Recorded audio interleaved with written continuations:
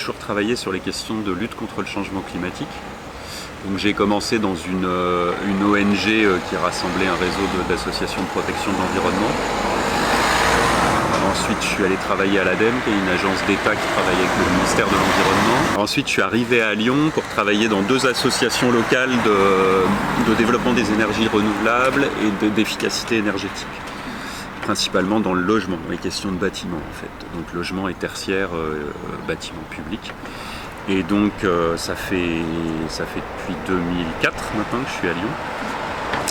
Et j'ai travaillé pendant toutes ces années-là, principalement avec les collectivités locales, métropole de Lyon, ville de Lyon, les autres villes de l'agglomération. Et puis j'avais travaillé pendant un temps sur le reste du Rhône, en fait, sur le Rhône plus rural.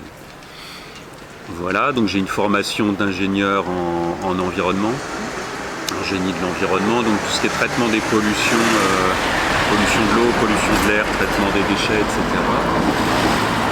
J'ai refait un master d'économie de l'énergie après pour consolider un peu mes connaissances en économie, parce que l'argent c'est important. Voilà, et derrière moi, donc mon avant-dernier boulot c'était directeur de l'agence locale de l'énergie et du climat, où j'ai été directeur 6 ans. Auparavant, je travaillais plutôt sur le plan climat de la métropole, depuis l'ALEC, pas la métropole. Et j'ai voulu passer parce que ça faisait un bout de temps que j'étais dans cette structure. Et puis, tout récemment, j'ai créé une activité de consultant indépendant en transition écologique avec l'idée d'utiliser mon expérience pour la mettre au service de collectivités ou d'acteurs privés. Et puis la campagne électorale est arrivée, et comme ça fait un petit bout de temps que je me dis qu'il serait temps que les élus prennent un peu plus au sérieux et à cœur les questions de transition écologique, je me suis lancé dans la bataille.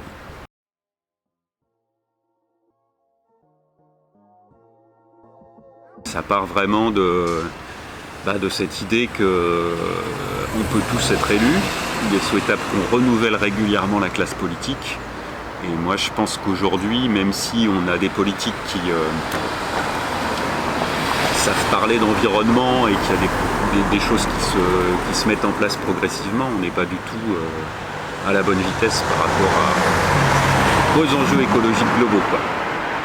Voilà, et que donc il faut une présence forte des écologistes pour traiter ces questions et essayer de faire face aux défis qui nous attendent.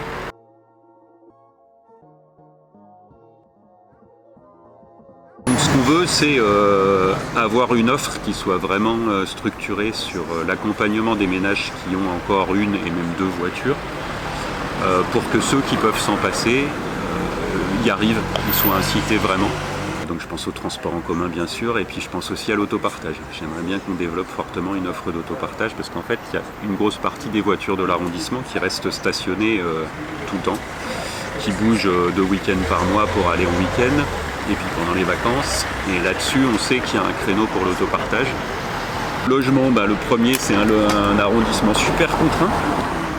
On n'a plus de surface constructible quasiment, donc on va arrêter les constructions en gros, ou quasiment. Il y aura encore quelques projets de construction neufs qui vont se faire, mais très peu, parce qu'il n'y a pas de foncier disponible. En plus, le rare foncier disponible, il y a une forte pression des habitants pour qu'il soit consacré à des jardins plutôt que des constructions supplémentaires. Donc on va accompagner les acteurs pour leur faciliter la rénovation des logements. Et on a un autre défi dans le secteur du logement, si je mets de côté un peu l'énergie, c'est l'envol des prix qui est terrible.